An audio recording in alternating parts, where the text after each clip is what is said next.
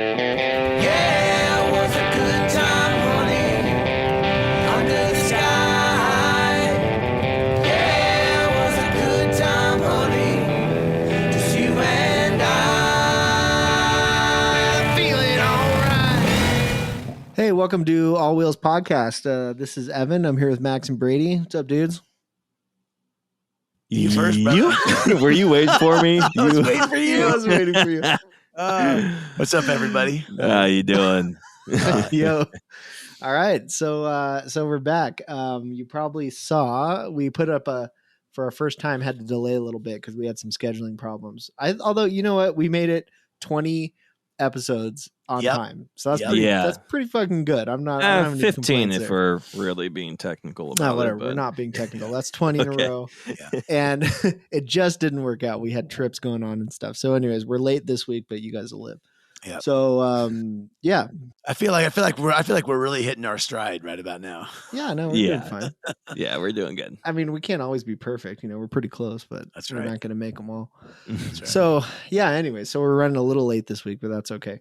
Yeah, we're talking about motor swaps tonight because Max just had a recent experience with that, and I think we've all dicked around with it a little bit. So I think it'll be a cool topic, and so we're going to get into it soon. We'll do a quick what's in the shop, see what's going on, and yeah, then we'll jump into it. So I don't know. When do you guys go? What have you been working on? Well, I can keep mine pretty short. I am still working on the Triumph, not necessarily pulling too many triggers just yet as far as part wise. I just want to, and we'll get into this also because I am doing a motor swap on it. Actually, drivetrain swap. And it has already been drivetrains. This will be Right. the second drivetrain swap. That's cool. On this vehicle at least. But I'm just like, before I pull triggers on like bigger purchases, I want to get everything in line and planned, because time is going to be a difficulty on this project for me, since it's like an after hours and when I have free time from the fam, all that. All that needs to be balanced. And so I want to get nearly every part that I think at the time, at least now, that I think I need, to where I'm not waiting on it when I do have time for a part. So fine tuning the list and getting little stuff just to kind of progress a little bit. Dude, it's hard working on stuff like that when you can only do it at night every now and then. I get it. Exactly. Because I know there's going to be days and maybe months where I know, okay, I can only really squeeze out like 3 to 4 hours a week or a month on it. Yeah. And so really utilizing the time that I have is going to be how this even gets done in somewhat of a timely manner. So that's good. Do you plan it that way? It's easier. Yeah. And honestly, the planning of it, which we will with motor swaps, that's a very important thing. Oh yeah. Which we'll get into. It's kind of a fun part too. On your first one, it's a little nerve-wracking. You don't really know how to plan it. But hopefully when we get into it, we can give you at least some kind of direction how to plan it, or at least some things that you may not think of. Yeah. So I'm just kind of fine tuning all those things. And I'll be pulling the trigger probably in a couple weeks, getting the new motor and trans in here. And then it's on. So nice. Well, I'm just back from 3 weeks. So I'm still just about to jump back into the R75.5, which I'm looking forward to. I take a big, nice, long break from it. And, I just been focused on the van, which we're going to get into in this episode, so I won't dwell too much. But is the R75 already taken apart or what? I've got a lot of it down. I'm going to I got to pull the forks, redo all the whole forks. You still have to do the other carb, huh? You only did one of them. Yeah, I can't get I stripped one of the bolts. It just would not come loose. I soaked it. I did so much. I put PB Blaster. I put everything you could think of, and it just one of the slide cap bolts, the top. Yeah, the little top. Yeah, God, I've always had the best luck. It's good that you tried all those things first, but I've always had the best luck with fire. Heat. I did. That's the one thing I did not do. I did not heat it up, but I also didn't want to discolor the aluminum. I was scared about, I don't think it'll hurt if you don't get it too hot. Yeah. No, aluminum doesn't discolor with. Yeah, with, I don't think with that's It a heat. won't. problem. Okay. I Mm-mm. wasn't sure. No, Because I've got a torch. yeah, just blast it. Okay. I bet Yeah. that'll do it. Okay. Is there enough of a slot left in it Yep, to like Definitely. There is? I was Do going to you take it have over to an impact? Barry's Do you have an impact one? tap. Impact hammer. Yeah. Or, It turns. impact wrench. Okay. Mhm. Yeah. I was I gonna have take it one over at there. home or at work if you want to use it. Okay. Just be careful with that because, especially on cast aluminum, That's like the make thing. sure the back is supported that you're hammering on, or Yeah. at least like directly to the screw. You might Yeah. have to, I don't know, finagle something to make sure there's support on the backside because you Yeah. will snap off. Yeah. I was flanges. thinking you can, because the just way the heat it and hit it, BMW, man. Yeah, the BMW carbs stick out, you could. yeah. Just heat it and just use a regular, I don't know, whatever fitting Yeah. it is on. I'll the try that screw first. head. I'll try to heat it first, then I'll use the impact. Yeah, I bet that'll work. Well, the That'll thing work. is, too, is aluminum expands a lot more than Mhm. I don't know if it's steel or stainless, whatever screw that's in They're there. cheap bolt. steel. I bet they're not steel. And not only that, it'll break up and loosen all of the, whether it's corrosion or Yeah. just gunk that's in Well, there. and look, worst case, if you break a cap on a Bing carburetor, it's not like there is No, replaceable. that's it. You can go No, find there's it. no more. 10 No, billion of those there's available. no more that exists. That's the last one. I have the last one. Yeah. last one. I doubt that. There's probably 3 in your garage. I Right now. know. I have so many carb parts. You have no idea. It's just ridiculous. I don't think it's critical. Oh wait, Yeah. so this is the what the float, not the float, but the it's not the float The bowl diaphragm screw. cap. Yeah, it's a Oh. diaphragm. Ow, Because the dude, that's float so bolts much are a easier. clip on those. They're not bolts. Yeah, Are they? screws. Okay, so that's like the older CBs. CBs were pretty well known to have pretty frozen float bowl. Oh yeah. Screw like And I bet bolts they're or all screws. those I don't know. JIS like head Phillips that strip the second you Yeah, look at them. yeah, exactly. If you look at them funny, they. Oh, dude, Yeah, they're the worst. like before I even get say a donor bike, I'll order yeah. or just I had the M5 stainless Allen head. key. Yeah. Yeah. Hell yeah. That's the way to do it. What have I been doing? We just went on a ride, 4-day camping trip all around Colorado, so that was rad. So I wasn't working on much lately. But I finished a bunch of work on my Stelvio to get it ready for that trip, which was good. But the bike's awesome, by the way. It was really fun getting like 1,000 miles on it. That's a great bike. So I hit 766 is when I pulled it apart, and I did the roller tappet conversion. So I put the new cam boxes in with the roller tappets, and then I did a bunch of stuff. I took it apart and I greased all the swing arm bearings and the steering. Yeah, we spin talked about bearings, this all that last stuff. episode. Oh, did I? Okay, so all that shit's done. Ran great. Still not totally happy with the fuel map. I'm gonna see if I've got the software. I'm gonna try and like. It's just not perfect. It's fine. It's really good, but it's not perfect. So I'm going to keep dicking around, see if I can tune it a little bit. Do you think it's like just outside of the range of the EFI allowance? Or what I think is I got this map from, I think I talked about that. This guy in Germany sent me a map for it, an improved fuel map for these, and it's much better than the original. So these use a Morelli or something ECU for the fuel injection, and it's used for Ducatis and a bunch of other stuff. So people have figured out long ago there's free software to actually adjust the fuel maps. It's not super intuitive, but I think I can figure it out to do it myself. But this dude in Germany had a map that was pretty big improvement over the original he sent to me. So I ran that on this whole trip. Much better than the original, but I think probably the elevation difference is really huge between here and where he's at. And it's and none of it's bad. You could ride it forever and it'd be fine. But like, I don't love the throttle response off idle. And then still at 4,000 RPM is just this little bit of stumble. So I want to play around with it and see if I can like correct that. None of it's a big deal. I'm just going to dick around with it and see if I can make it better. Nice. Shave a few points off the AFR. Yeah. I might even get like a, what do you call it? A AFR, gauge, or what do you call them, the sensor or whatever, and put it in the exhaust pipe so I can see, or an O2 sensor, I guess, so I can measure that and then like try and so it's on an open loop. No, it's actually has 2 O2 sensors for the each cylinder. Yeah, one on each header basically before they come together. So the ECU already takes all that into account. but it's not like you have access to it, right? So it's not like I Yeah, can use it's- it to determine anything. Exactly.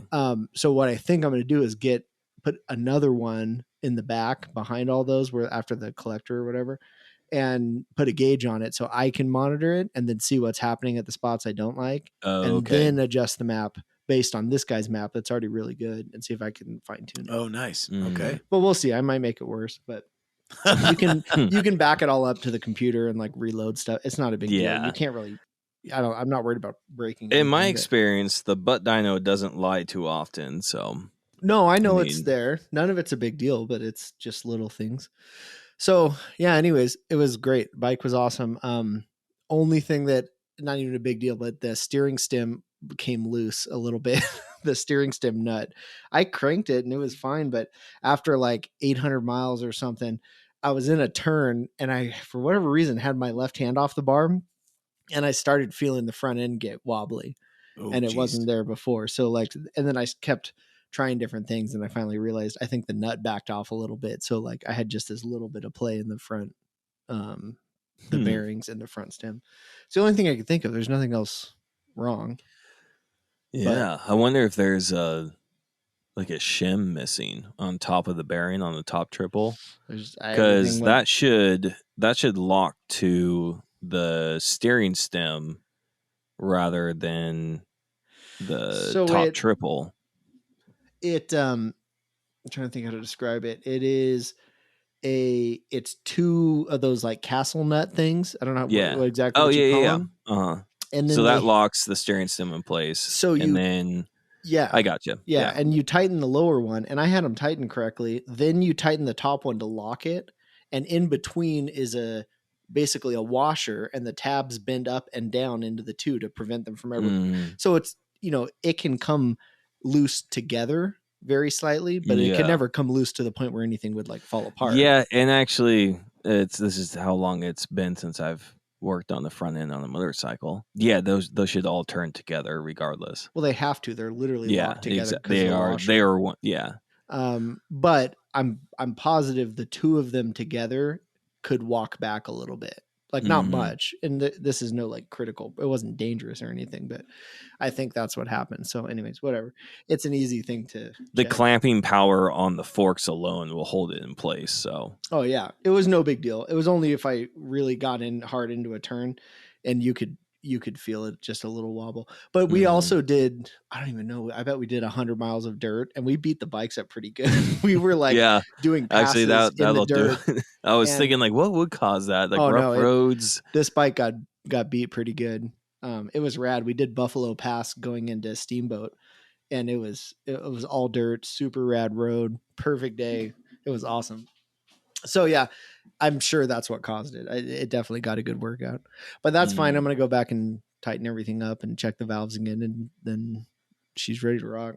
So because I'm gonna take it on the backcountry discovery route next month, and it's gonna get beat up even more. So this was a good like break in for it, I think. Yeah.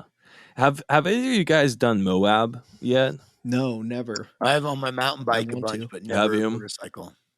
I'm gonna I've take been my wanting to XR do that down for there, a long time. That's the bike that I had always planned on doing. dude. Let's doing do it it. on to 650. Get a XR 650 and let's go to Moab. I'm in. Yeah, That I'll do sounds it like a lot of before I, because pretty much any enduro I'm going to want to turn into a supermoto. Yeah. So I'll do it. I'll don't do it that yet. before I do Moab. I think if you do that, you're not going to want to turn it into a supermoto because it's going to be so rad. Yeah, maybe I'll save it for that. That 2-stroke?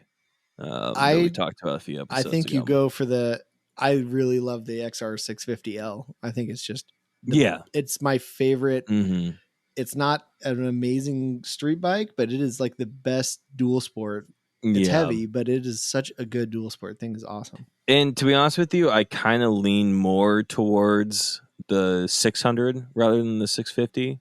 Yeah, as long as you're fine with the kickstart, then Yeah, but that's kind of the reason, to be honest with you. Well, no, but it sounds cool until I know the motor's super hot and you're in the mountains and trying to start Yeah. it. Which and you're dicking with a hot start, and our buddy Dan has one, and it's it constantly doesn't start well when it's hot, and it is Yeah, like it's he hates classic. that.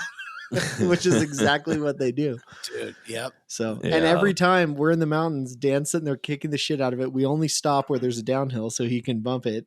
And I've set one tap on the start button and the 650L is just sitting there idling. I can stop it 100 times in a row. And Yeah. You know what? I guess I'm not like 26, even like 29. I'm not even 30 anymore. Not as So, fun as it sounds anymore. Yeah. Dude. I got to tell you. Honestly, like there's sometimes coming home from work where just walking up my stairs is like, okay, that's all I got. My legs are tingling. Okay, now go ride a heavy dirt bike for 100 miles and have to kickstart it and see what you think. I think I'm going to start appreciating modern technology and compactness. That comes don't be with afraid it. of an electric start. No. You know what? I think we, at least for me, I just conquered this. I'm telling you, So, that's why the 650L is like the classic old man's dirt bike, you know, because it's still carbureted it's too. Comfortable, it's simple, it's reliable, it has electric start. Hasn't changed since what, 96, something like that. 3, I think. Things was that the 650 introduction? Something like that. Yeah, I don't know, but they're old as shit. All right, so my thought and theory on this is we talk about motorcycles first because I think it'll be pretty quick. Okay. Maybe something you guys didn't really quite think of. I know, Max, you probably didn't because you've got your own swap that is very fresh in your mind. Yeah, whatever. I'm good. I have never done a motorcycle engine swap. Do you know what? I haven't either, but I have a lot of I have a lot of ideas for engine swaps I never had the opportunity. There was a real big push in the 70s or maybe even the 60s on BMWs, and guys were putting Volkswagen motors. Oh, but yeah, those were more trikes though. No. Wait, VW car motors into a BMW chassis? Yes. Why? I mean, I'm sure they'd fit. You just probably have to extend the people frame were a little bit. it was more reliable than the BMW /2 motor, and you had to chop the frame a little bit, but that's the only like real manufacturer swap I've ever heard of. Oh, yeah, dude. I'd like to not get into this because that sounds just awful. Okay. You need to look at pictures of them. That is really. Holy shit! It's pretty remarkable. Here is a bug motor in a /2. Yes, I'd ride it. That's cool. Yeah, you had to cut and extend the frame. Wow, it looks good. Yeah, it actually looks really good. I just heard that and I was like, that's ridiculous. But nope, sold. Yeah, I mean, it makes sense. I mean, they're both, I guess, that's cool. what, pancake motors or But you can tell the frame is lengthened for sure. You would have to. And then you have that crazy kind of bell housing thing for the transmission behind it. It's a very weird look. Wait, so you'd have to, because the output is in a completely different direction. Do you like bolt on a? No, you can't bolt a transaxle onto. Well, I'm just looking at a picture of it. It looks like there's a. I'm not sure, but it looks like the car transmission is bolted to it, and then I just sent you a link to it. Look at this thing; it's nuts. I don't know why, but the valve covers say Thomas Tomahawk on them, and that looks super rad. And there's like a little tomahawk. You know what? That's whoever did this. It's very classy. This is nuts. Yeah, we'll have to post this on Instagram. That's cool. Look at the gauge cluster.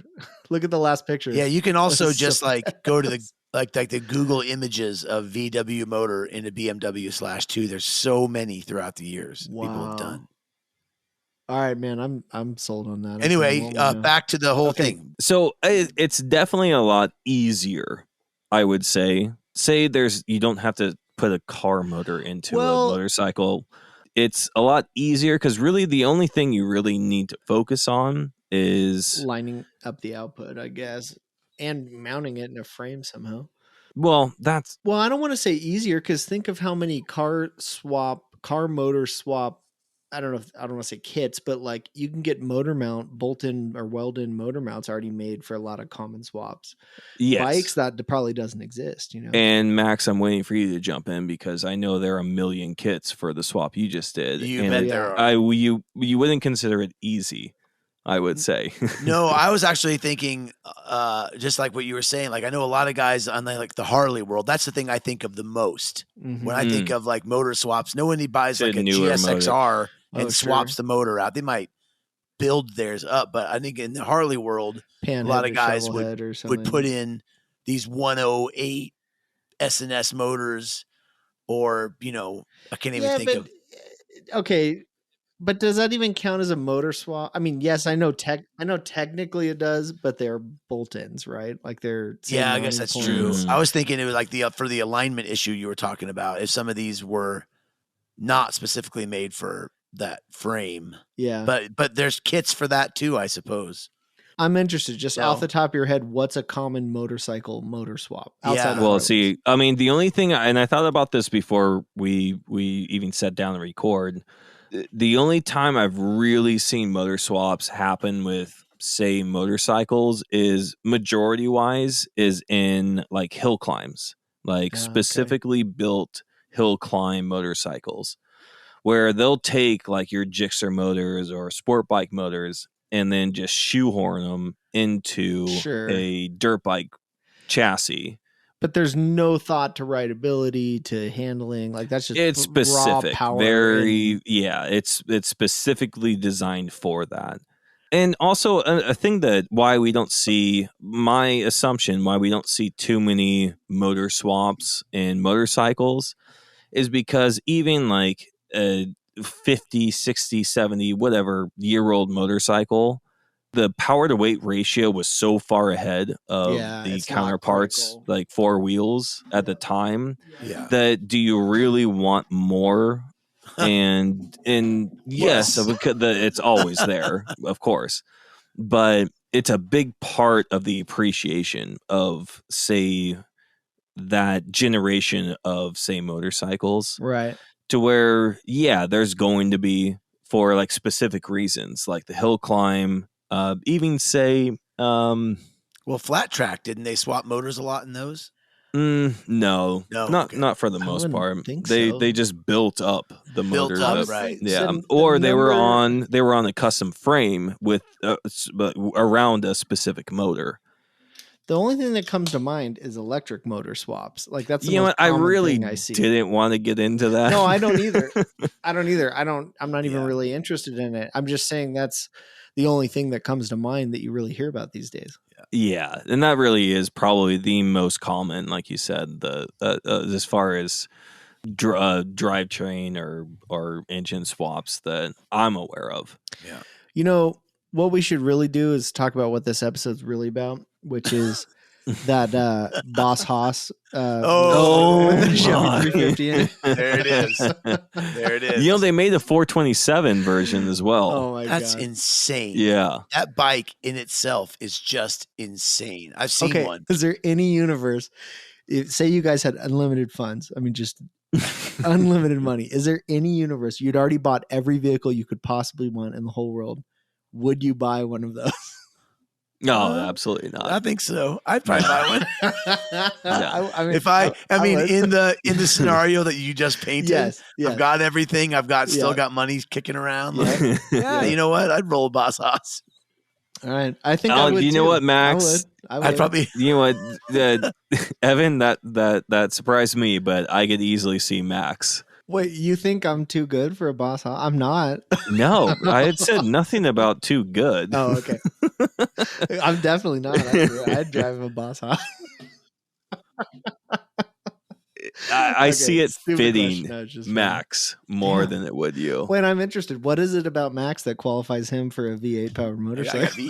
Is it those guns or what? No, but that is actually surprising to me. I'm sorry. Have you seen my hat? I feel like I qualify. Yeah, I think Evan is actually probably more qualified for that. Yeah, I mean, I've had T-top Camaros. I'm way more dirtbag than Max is. I feel like I don't know. I feel like Max has the appropriate enthusiasm to take his hat or take his helmet off, and then he would be more of the guy you expect to have a full conversation about what the fuck is this. That's right. That sounds a lot like a challenge, and I'm down. All right, let's see who season 2 All Wheels podcast. we all buy Boss Haas. Well, Boss Haas Bros. Okay, no, I'll leave that for you guys. I'll be know. the unbiased judge, even though I've already showed where my loyalty is when it comes to that. You might not know this, Brady, but Max and I have a long history of if one of us buys a motorcycle, the other one very quickly buys the same one, so we can be motorcycle bros. And that'd be really dangerous if one of us got a Boss Haas. I think it would very quickly. What do they cost? What does a Boss Haas I even? don't know, 30 grand or something. Can you find them used? Like, is that something people sell? Oh, yeah, let me do a I'm Google sure. search. Oh my god, 59 grand? What? No way. No, they tackle a very specific market. Wow. Here's some for 69.9 for a new one. Oh my God, Evan, that Boss Did you Haas see- 57 Chevy is just Yeah, hideous. look at the link I sent. There's one, Hideous. it's a trike with the rear of it is a 57 Chevy. I can't see this. Oh my God. You need this in your life, Brady. Click on the link. Evan, you buy this and I'll buy the pink Warrior, and we'll All right, man. Okay, I'm can in. we all agree that these things are just ridiculous. hideous? I'm just not ridiculous. a fan. I think it's hilarious, but Yeah. I'm They're not a just fan. they do nothing for me whatsoever. No. Okay, all right, back to engine swap. All right, sorry. Engine That swaps. that was funny, but okay, so all right, engine swaps and car. Forget motorcycle. There's not enough there to talk about, I think, anyways, in any experience we have. Oh wait, I can think of a rad motor swap with a motorcycle. This just occurred to me because way back in the day when I was working for Electrosport, we made parts for Service Honda, which was a Honda dealer in Midwest somewhere, I think, and they were known for this custom engine swap bike that they built. And what they did was take they took the 4-stroke CRF 250 aluminum frame bike, which would have been like 2007 or 8 or something, I forget. And they pulled the motor of that. Honda would still sell, because they did such big enough volume, Honda would literally still build the 2-stroke CR500 motor, even though it had been out of production for 5 years at that point or something. They still built them, sold them to that dealership, and those guys put the 2-stroke CR500 into the aluminum frame 250 chassis. Oh, and wow. look it up. Look up Service. You know, Honda I've seen those CR500. swaps before. Maybe not like dealership swaps, but I've seen those swaps. The You CR500. have to do some substantial frame modification to fit them. They had a production line for these things, so like they built them, and it looks like they might still sell them. The CR500 AF. CR500 is the Widowmaker, man. I almost killed myself on one of those. Everybody has that story. We had one at the shop, and I rode it around. I was riding it on dirt or on the street with dirt tires on it. CR500 aluminum frame, and I had been working on a new CDI box for it and a timing map for it, and I had screwed up. I was very wrong in my timing, and it came on. I had the advanced set. I forget what I did. Whatever I did, I set the timing way wrong. And I came around a corner and I was kind of like idling, throttle up a little bit, come around a corner, roll on the throttle to like finish coming out of the corner. Oh, God. The bike lit up so fast and so hard. I don't remember anything. I woke up 30 seconds later, laying on the side with the rear tire spinning, and I was wearing a dirt bike helmet. And it had ripped off the whole jaw of the dirt bike helmet, and the rear tire sitting there spinning and flapping against the visor on the helmet. And I like wake up, I blacked out for like 30 seconds, and I'm laying there on the ground. The bike's still like idling, and I'm like, and I just about, I mean, nowhere near what you did, Max, but like I destroyed my knee. It was ripped all the skin off the front of my knee, and it swelled up to the size of a grapefruit. God. And I was on crutches for like, I forget, a month or something. I couldn't walk right at all. Yeah. I thought, but I didn't break anything. It was just like horribly bruised from like falling right on my kneecap. Yeah, that bike. It was so gnarly. I've never dangerous. touched one since. I will never get on one of those again for the rest of my life. They're terrifying. Yeah, the power to weight in that 2-stroke when it comes on. Like everybody, I remember when my oldest brother's friend like brought one over, and it's so tall. This is back like at 86 CR500 when it was still out there with like the red metal tank still. Mm-hmm. And the thing was just insane. It was unmanageable at some level. Well, they're just like in the best, we were trying to make it easier to start, and I did make it easier to start, but it didn't matter. We were also trying to tame a little bit the power band, so it was a little more rideable and not like a light switch. And it just, I didn't know what I was doing at the time anyways, but it was crazy. It was just like idle and then melt your face off, tear the tire off the ground, and there was no in between. Yeah. Jeez. All right. Anyways, that was my motorcycle engine swap story. Okay. So, all right, Max, you have the most recent experience. Tell All us right. what you did. Yeah. So I have 1984 Volkswagen Vanagon Westphalia with the original 1.9 liter. There was a short run for the 1.9 liter. A lot of them came with the 2.1, but it was barely better. And so motor options for these Vanagons have become fairly wide range. People put the Ford Focus motor, which I cannot think of the name of it right now. I've been trying to think of it all day. Wasn't it called a Z something? Z-Tech. Yeah, Yes. Z-Tech. So people use that motor. They use the 1.8 liter turbo Passat, but the most widely used one, which is the one I chose, is a Subaru motor. It's still same opposed boxer twin. What's it out of? What size motor? Mine's out of mine is the 2.5 Legacy or something. Yep, it was out of a the Legacy. Bigger motors. Yep, 175 horsepower. A lot of people use the 2.2, but that's supposed to be the best, most reliable motor. But it's a very short run when you could find. It's called the EJ22. It's like 97 through 01, and that's it. And so they're a lot harder. And what to does find. yours have? Is that Mine real is the long run? 2.5.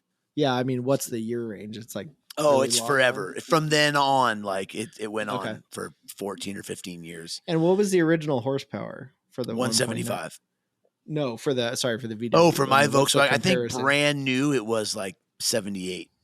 Oh, damn. Oh, Okay. yeah, that's It's an horrible. Like improvement. when you drive a van, it's a trip, man. It's like there's a layer of stress that goes along with it because any incline or any headwind, you have to get over to the right lane. You're doing 55 Yeah. miles an hour down the freeway. You're in third gear up any hill. Like it's like a lot of stress. And so getting out of that motor into one of these new motors, it just makes the van become what a normal car ought to be. So what's it do? Like what's the difference in driving? Yeah. So now I can run it down the highway, uphill, up mountain passes, 75 miles an hour, holding in fourth Damn. gear. It's a totally different van. That's crazy. Well, Yeah. also, I mean, you're not working that motor to That's it. Like it to its like max load Nowhere near every time to So where isn't your gas mileage better too? It's then? my gas yeah, mileage that's went where up. I'm getting at. Yeah, Mhm. the power to weight is totally now normal. That's crazy. Yeah, it's crazy. But one of the reasons that I wanted to, we talked about doing this episode is because this is my, I think, third or fourth motor swap I've done, but it's the first time I've ever changed manufacturers. Oh yeah. And that's a big deal. I had a 69 Land Cruiser that we pulled the blown motor out and put another Land Cruiser motor in. I've done a 350 a couple times, but I've never done something like this where you take a Volkswagen motor out. Like and you full have conversion. Full conversion. Yeah. And it was fascinating, man. I had a blast doing this. It was just my cousin and I. We did it in 4.5 days, That's long awesome. days, 12-hour days. Well, yeah, you're acting as interpreter for Yes. for the vehicle. You're trying to translate and teach these two different languages to communicate well with each other. Yeah. But was there? I assume there's already like motor mounts. To You do bet. This and So- like all that kind Mhm. of stuff. Yeah. right? So luckily, this is widely done. There's 10 or 15 places that do these conversions, and most of them sell their conversion kit. yeah. So really, we had like the kind of the brass taxes is all that we had. We had the bell housing, and we had the So that's to convert that motor to the transaxle. exactly. Mhm. Yep. Which is huge. That's a big hurdle. That's a big part. Yep. Well, can that transmission transaxle handle that kind of power increase reliably? I mean, you Yes. more than doubled it. You know, you it's somewhat is going to be how you drive it. Like if I could easily mess it up. Like I could go out there and just hoss on this thing and it would Right. shred my transmission for sure. I mean, if you like just clutch dump the hell out You of bet. it. You Yeah. bet. And the motor will outperform this transmission. But the way I drive mine, I don't go any faster. Mhm. I just now can hold speed. So Yeah. I drive mine the Mhm. same. But the other thing that people do is rebuild their transmission or transaxle with a taller third and fourth gear and put a limited slip, and they take out some of the bad gears and put in Weddle gearing, and they do a lot of stuff to make Mhm. it Subaru ready. Got But it. that's a freaking expensive too, man. That's another Yeah, $3 I'm sure. grand, you know, 3 or Yeah. 4 grand. And you can get around that by just not being an Yeah, asshole on it. just don't drive like a dick. Yeah. That's Yeah. exactly right. Okay. Which in that vehicle, you don't really get that feeling to like, okay, I want to beat this guy at the Yeah. light. Yeah. And I Like, want to okay, say, I want to get some longevity, some good gas mileage, and I want to make it up a hill at traffic speed. Yeah. yeah. I mean, it's a whole different vehicle. And I want to say, I might get this wrong, but Kennedy Engineering is the ones who really broke the mold on this back in the day. They're from California. They Mhm. actually went head to head with the state of California to get this swap approved by California. Oh wow! So Yeah. smog Emissions approved. stuff? Exactly. Now, and That's they ran actually it. huge. They ran it that way for a long time until California put the kibosh on it, like 20 years later. So they've been doing Yeah. these conversions for a Good old long time. California.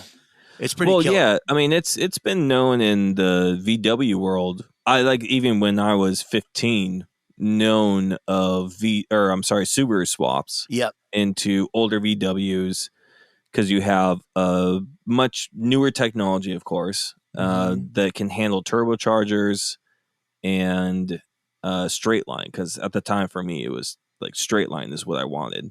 Yeah. I mean, I spent I don't know how much money on a dual port 1600 block to get 80 horsepower I out know, of it, right? Yep. Mhm. where I could have done the same amount of money and had 350 Yeah. horsepower That's Yeah. like a no-brainer. with the same weight. I mean, it was a sub 1600-pound car.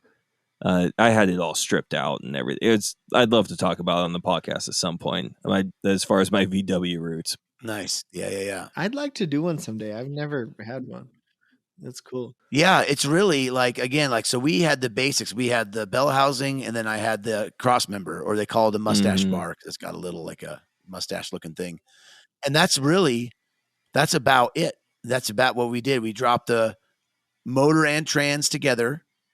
You just undo your 12 bolts on the transaxle, 4 bolts on the transmission, Mhm. 4 bolts on the cross member. The whole thing comes down, slide it out, remove the transmission from the motor, pop off the bell housing, put the new bell housing on, rebolt it together, slide it back under.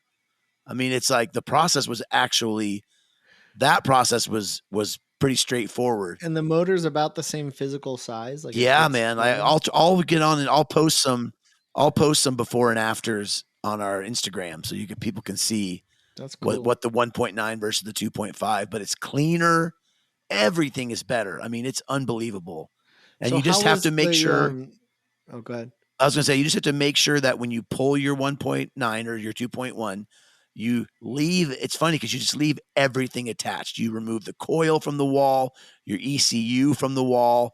You just fold it all on top of the motor when you drop it out, and vice versa with the Subaru. When when you buy the motor from the junkyard, make sure you get the ECU and all the relevant wiring. And then when you go in, you just like I had to route through my back seat, and so it's mounted on the inside underneath my back seat is where my ECU is mounted. You just kind of figure that stuff out as you go. So I guess part of this engine swap idea is there's multiple ways to go about this. Really, you can of course pay the piper, right, and just have this done for you. But that can be, people ask me all the time as I was posting pictures on these forums. Mhm. They're like, what does it cost? What does it cost? And I was like, listen, Mhm. coming Yeah, at this but also I from don't think that's our normal listener either. no. And so Yeah, probably not. I was telling people like, well, if you're going somewhere to do the swap, you're 20 grand. 20 25. grand? Does You that bet. include the motor? Yeah, that's usually, I think That'd Rocky be honesty is somewhere between 18 and 25 grand, they say. Wow. Yeah, I mean, honestly, that's in line with any motor swap that Yeah. the shop does. Yeah, Because sure. there's not I guess I'm not. there's not a surprised. whole lot of things, even with aftermarket kits that are designed for, say, this specific vehicle with this engine swap, that it doesn't come without your fabrication, your difficulties along the way to put something in that is not designed in any shape or form to go in there. Yeah. There's going to be Yeah. some things that if you're doing it on your own or another shop, you're going to have to figure out or be charged for. Yeah. I mean, so much of it is labor. I mean, it's just, you think about it, takes 35 hours to do this swap, just call it. At $180 an hour is what your average shop time is. I mean, that's Mhm. a ton. That's $7,000 or something. I mean, Yeah. So And then you- honestly, so, that's a pretty quick swap. yeah. I don't remember probably. you said 30 something hours. Like that's a really quick swap. Yeah, we were 3 full 12-hour days or 13-hour days, and then another 6 hours to somewhere in there for like bleeding the coolant lines and all the little shit, you know. And he knew how to do it, right? I mean, this And came he's out of done his this. car. Yeah, he's done it, and it still took that long. So, what was the wiring like? This is the part I'm interested in. Yeah, How so- was getting the electronics together? So I'm sure it was all self-contained essentially. Well, so what is great about, again, you use it picking an EJ25, which is the name of the Subaru motor, is there's They just a have buses ton. to convert to. Yeah, there's to work tons with of the chassis. information out there. You just Google it, and then there's somebody's posted a wiring diagram that's like, you know, black to red, Mhm. yellow is Yeah. your alternator lead wire. You know, you run, and so you just go slow and follow it all. Did it and- need a O2 sensor or something for? Well, that was Yeah, all the- contained it's with all what contained. was pulled. Yeah, it's all. So it was came- already in the it was already in the header or something. So you didn't Yep. have to put something else in your exhaust. Nope, it already had a Subaru. It's got he had bought the guy that I got it from had bought the Subaru exhaust made for a Vanagon. Okay, got it. Yep. So I didn't have to fabricate or anything. Interesting. Thank goodness. Yep. Well, this goes into, I mean, very little notes that I made as far as you can swap any motor into any vehicle. Theoretically, Yeah. Yes, exactly. with enough time and money, yes. Yeah. I mean, you're not going to swap a Merlin engine into like a Mini Cooper. Merlin, like the plane motor. Yeah, the Rolls Royce. I mean, That's an interesting, Yeah. interesting graph. I'm of going to all the extremes. motors I'm out going to there. extremes here. okay. So if you Yeah. happen to I don't have a know why that was the World first one to World War pop II in. fighter plane. Yeah. Yeah. And really what it comes down to is fundamentally what it takes to do it. I've had a lot of swaps, I guess, in my time. A lot of them there are kits available.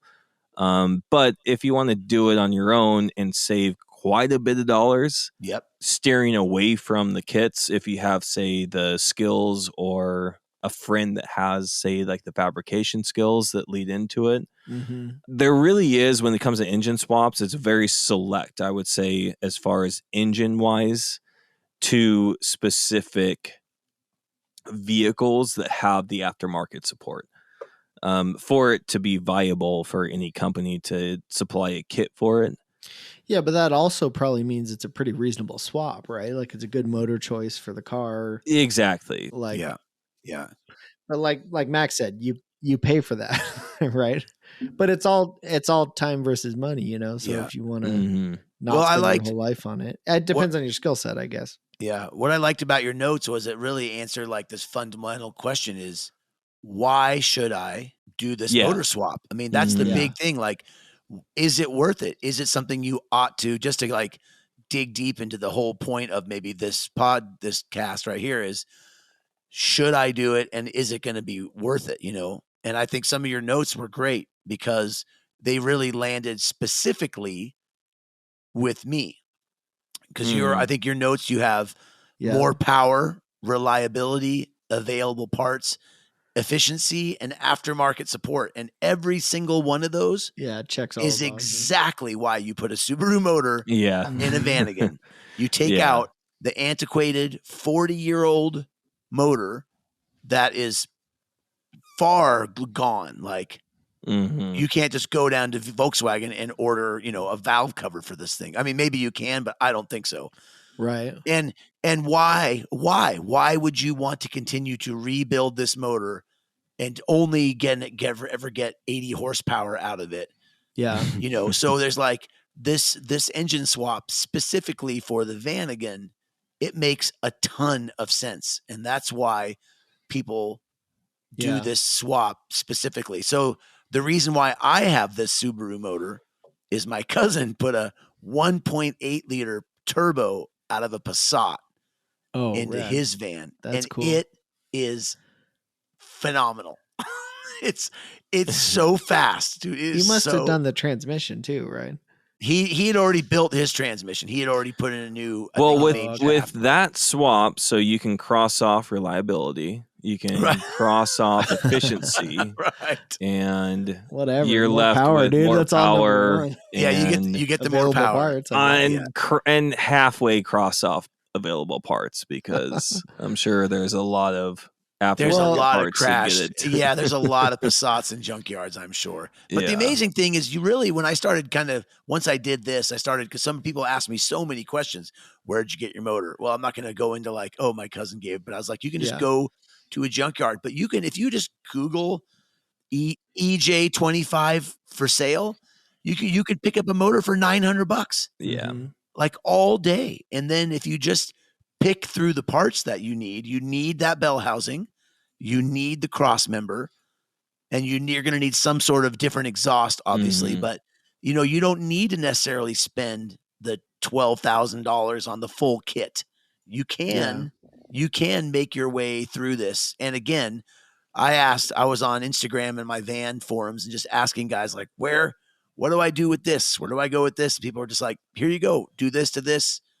And it was great. I mean, the whole process was so great and informative. And the thing that you pick up along the way when you just, as you two, of course, will 100% agree with me, but when you just dig in and you do it yourself, the amount that you learn. Oh yeah. You have I now have a master's degree in reading the electronics in a Volkswagen manual. Like it was like when I started on day one, it was Greek. Yeah. And by the end on day 4, I was like, oh, got it. I know exactly what this means. Now I'm looking at it. It's like you and start you're to recognizing different color patterns in the wire sheathing, or at least insulation itself. It's like, okay, well, VW uses this as their power wires, and then the stripe, that means that it's the ignition system or whatever, auxiliary. Yep. And it was great. I have a big Volkswagen manual that's got a full electronics diagram, the wiring diagram. And then usually with a kit, you'll get that motor and it talks you through it, if you, and so a lot of guys have that, as we've known, you can just go on and find it on the internet. Right. And then you just take your time and solder what needs to be soldered, and take your time and enjoy the process. And when you're done, man, I drive in that motor on my first shakedown which was only Los Gatos to San Francisco. It was like 90 miles. Yeah. I could not believe it. Just like totally worth it. Oh my God. You're probably looking at updating your steering now. Seriously, I have now my project list is. So I want to get into some of the meat and potatoes of possibly and likely what our listeners are kind of wanting. Okay. Is you can't say engine swap without saying LS. Well, and I think that's going to relate to more people than, not that there isn't a market for it, of water cooled Vanagons and Subaru swaps, because that really is the only way to go for those. As far as not too far out of the box swap, but considering drivability and ease of it, like you're not just totally destroying the car. Yeah. And in all ways, LS is most of the time always the answer. Seems like it. That's what everybody uses. The LS swap is like. that's like the standard. For acoustic. I feel for good reason. I mean, Yeah.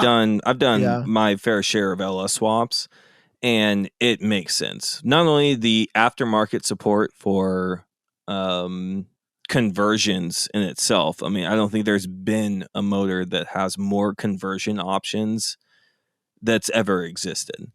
That being said, almost don't even want to talk about LS swaps too much because there are for most, if any vehicle, 500 forums that will lay out. Oh yeah, it's how probably to the do most it. covered thing out there, right? But it's for good reason. I mean, it's because it's the most power in a compact package that's fairly universal, right? Absolutely. And easy to adapt. I mean, it checks all the boxes. So Yeah. I have no experience with it, but it makes sense. Yeah. And same with the price point isn't quite there, but the Coyote motor as well is right Yeah. there as well. I want to not so mention, much on the support, but Yeah. Is LS is strictly the small block, right? You can't call it. They don't make an LS 454 or anything like that, right? Well, they make a 4. I think it's only the 420. They make a 427, but I mean, there's variations. Gotcha. Like Dart makes a variation of the LS motor that's a billet block, and well, I think one thing to mention is some of the downsides of an engine swap, which I have currently run into, and now I always thought it's awesome, and it is awesome, but something that you maybe don't think of is to get a engine swap done or shove an engine into a car, you can make it work, but you can sacrifice a hell of a lot of, like, what do you want to call it? Like serviceability of the vehicle by doing that, which I've run into on the Falcon recently. That really pisses me off. You can cram a V8 into a car that wasn't meant for it, like is done on mine. You know, all those cars. I think some of the Falcons later ones came with a small block Ford, but not a 61. That's for sure. They were all a 170 or a 206, I think.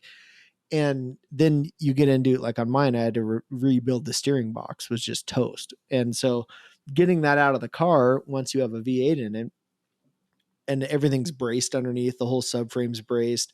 It has you're headers. talking about the added stress that you have to do all this stuff multiple to accommodate. Things. Yeah. One is to safely have a car handle way more power than it was ever meant to, and you're actually going to take advantage of it, right? Like you're going to drive it and punish it like that car was built to. Absolutely. So it's braced all over underneath.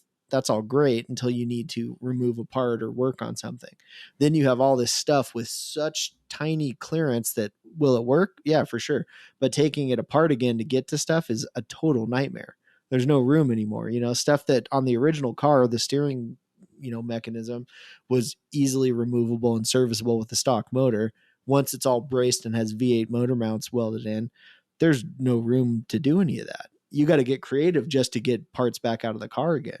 Yeah. I'm not saying don't do it. I'm just saying there's a lot of things to consider. Once you go way beyond what the original motor was, you can sacrifice a ton of, what might have made the car, I don't want to say reliable, but easy to work on or something in the first place. Well, I'm realizing that this is definitely going to be a 2-parter. Yeah, there's a lot more to it, I think. Yeah, which would be great. We could do it tomorrow. We could double it up tomorrow. Yeah, that's a good idea, because I've been dicking around with that a lot, and then it's not like I regret it. I think it's rad that it has a 5.0 in it, but then once you actually have to work on it, sometimes it's like, oh shit. That's a huge part that I had not even considered, because that is a big thing. Like, we could do this tomorrow. What are the negatives? Yeah, which is great. I think it's almost like, I don't want to say they're negatives in such a way that I would say don't do it, because the improvement is certainly worthwhile. Like, it makes the car super awesome.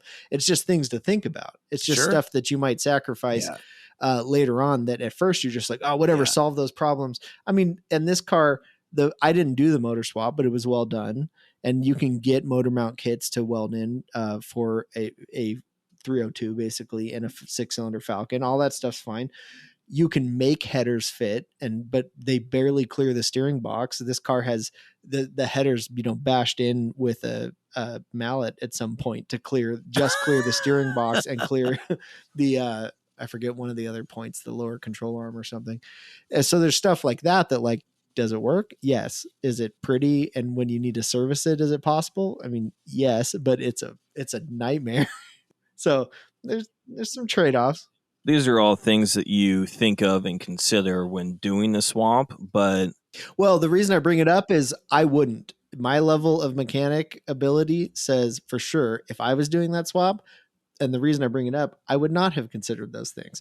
I would have torn the motor out, started dumping a new one in, ran into these problems, and been super pissed off. You get a mallet. So to me, it's like I feel like I'm trying to be helpful mentioning it because it's stuff that I wouldn't consider. I would never, and now seeing it, it's super obvious, but I would never think at first, not having done it, oh, of course I can put headers on it. It'll fit, no problem. Well, yeah, I mean, maybe if you bend them. I'm realizing maybe that I these are little things for me, probably because of how long I've been in it. For sure. So it's good you mentioned that. For me, it's not insurmountable. It's just stuff that would piss me off, and I would not have thought of ahead of time. Yeah, for me, it's kind of something that like, well, yeah, of course. I mean, you're changing not only just the heart of the vehicle, but you're having to adapt everything else around it. Yeah. So it's kind of like there's a way to do it, and then there's a way to appropriately do it, because there's definitely a trickle down effect.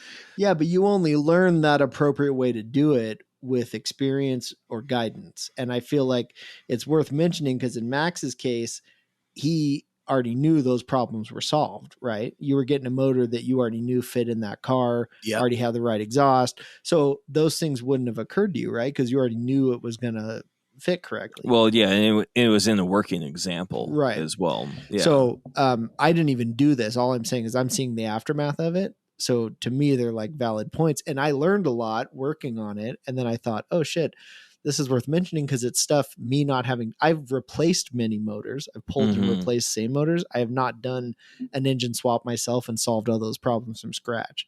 So seeing them now, I'm like, oh yeah, that's all stuff that's totally worth keeping in your head when you look at doing this yourself. Because there's, I think you have way more experience than I do in it. I see it and I'm like, oh shit, I wish if somebody told me that ahead of time. The a buddy of mine just bought a first generation 4Runner, with the removable top. Oh yeah, cool. And somebody had taken out that 22RE and put in a 3-liter V6 from a newer Tacoma. Oh, okay. And it was crammed into this engine compartment. Yeah, I can imagine. That's tight. I don't know. You haven't seen crammed until you shoehorn a Hemi in a 1930 Model A. Okay, but Brady, you have to keep in mind your skill level on that stuff. People don't normally do what you do. I think on I mean, I think there's, if anything, I have a lot to offer as far as even from, say, the swap I'm going to do in my and working to do on my Triumph. Right. It had a V8 in it. I'm taking, or it's already out, but I'm taking that V8 out that was way too big than it should have been, and then putting half the size of a motor into. Yeah, that's the better way to go. Yeah, well, the hard work was done already with the V8 swap. I forgot where I was going with this, but yeah. Well, this is a good introduction, I guess. Maybe we should call this introduction to engine swaps, because you did bring up a lot of good points that. Let's talk about this tomorrow, because we can get into nuts and bolts stuff of like actually doing this.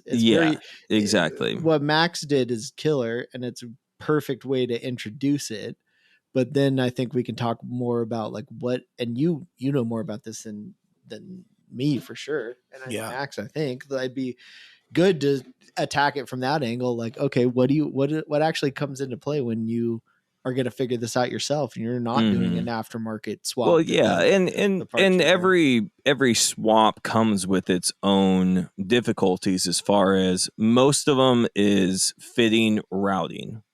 So for the most part, I would say majority, unless it's like older motor into an older vehicle, in your case, not necessarily, but Well, yeah, I mean, it comes with Yeah, its similar. difficulties, Yeah. but wait, let's do this. I think we should do this tomorrow. I think you should. Let's. Yeah, Let's. I let's agree. yeah. take. I'm leading when it Okay. really comes down to it.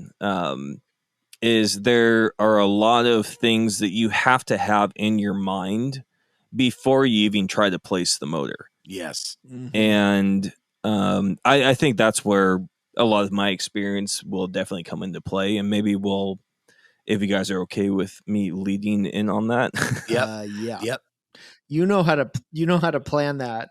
Like I said, I have experience dealing with the aftermath of it, not planning it. I'm seeing the fallout of doing it. So I want to see it from the angle of I'm going to do it.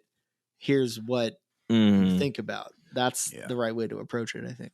Well, Okay. and chassis comes into play for that. Oh yeah, sure. Brakes Also, and suspension. Then you open up a well, not can only of that, worms, just right? what is holding the vehicle together, whether Right. it's a monobody or a framed Yeah. vehicle. Like all of this needs to come into play with what you're adding to it and making sure every system not only talks to each other and gets along, but also is able to handle it. Yeah. Right. Yeah. Yeah, it's all preparation. Really comes down Right. to. You can do it, but